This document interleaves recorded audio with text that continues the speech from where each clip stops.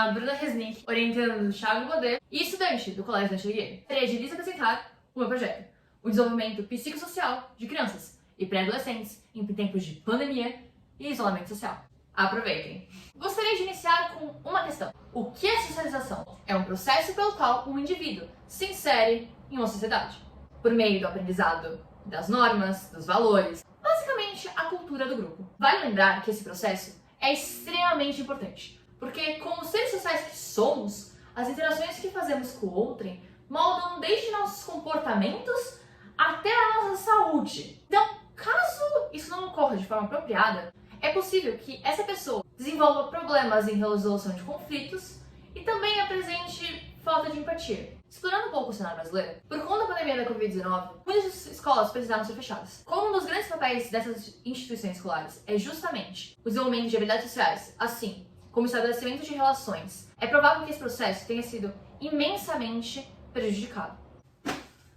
Bom, tendo em vista o contexto em que a humanidade está vivendo, o uso da teoria psicossocial de Erik Erikson pode ser utilizada para compreender melhor o que está acontecendo. Ela consiste em 8 estágios psicossociais que têm como objetivo explicar o desenvolvimento humano a partir das crises que o ego passa e sua reação a elas. Dessa forma, prevalece a ideia de que a personalidade e o comportamento são construídos de forma constante e afetados pelo ambiente em que o indivíduo está inserido. Então, este estudo tem como objetivo verificar os efeitos do distanciamento social no desenvolvimento psicossocial de crianças e pré-adolescentes. Dessa forma, a questão-problema que pretende-se responder é como o distanciamento social impacta o desenvolvimento psicossocial e a integração de crianças e pré-adolescentes na sociedade.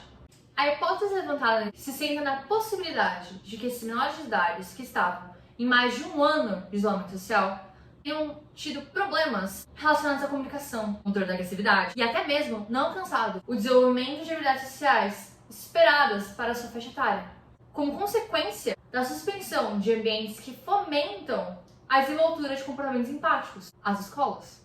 Com a metodologia, foram estabelecidas 3 etapas: a pandemia segundo a academia científica, a apresentação do perfil psicossocial pandêmico e panorama geral e interconexões de dados. A primeira pretende fazer o levantamento bibliográfico de matrizes de dados. Durante a segunda, a seleção das informações que mais se correlacionam com a questão-problema. Por fim, a terceira possui como foco a elaboração das sínteses dos resultados, com o objetivo de definir os principais temas a serem analisados, segundo a teoria psicossocial.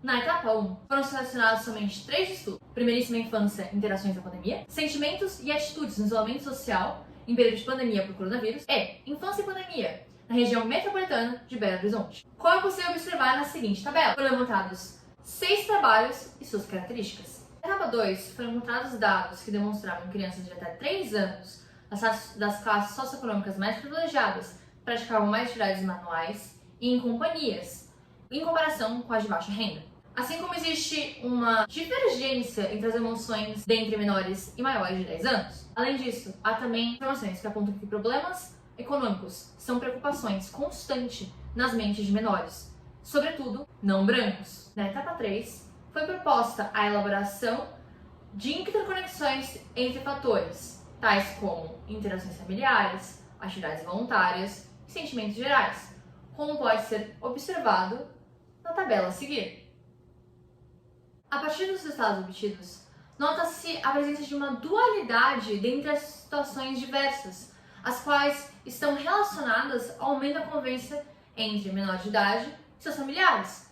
Afinal, estamos restringindo esses grupos a um mesmo ambiente, o que por si só já promove uma maior oportunidade de interação entre as partes. Isso tudo faz com que, de um lado, nós tenhamos adolescentes relatando discussões e crianças mais felizes. Mas qual o motivo por trás desse fenômeno? Bom, é importante lembrar que adolescentes estão no estágio de identidade versus confronto de identidade, o que significa, por denominação, em que a crise que o ego passa é basicamente sobre descobrir a si próprio. Isso há uma tendência de se distanciar de valores socialmente impostos, que resulta em mais atritos e estresse. Já sobre as crianças, que, segundo Erikson, estão mais ligadas à autonomia versus vergonha e dúvida, tem essa necessidade de serem reguladas para se sentirem amadas, acolhidas, percebidas, o que literalmente causa essa sensação bem-estar, ao terem pais mais amorosos, mais presentes. Além disso tudo, existe também outra questão que deve ser considerada para compreender os impactos da pandemia.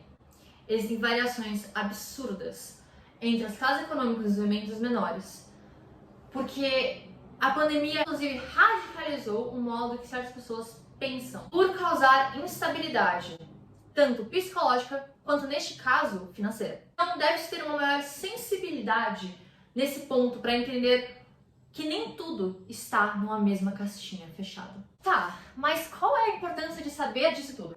Bom, esses resultados podem contribuir para que haja uma maior adequação de práticas pedagógicas a essa geração que sofreu com o isolamento social. Assim, seria essencial assegurar uma maior precisão no desenvolvimento de habilidades e competências pré-estabelecidas pela Base Nacional Comum Curricular, assim como entender a urgência do estabelecimento de estratégias para a reintegração social nessa retomada de laços entre figuras de autoridade e pares.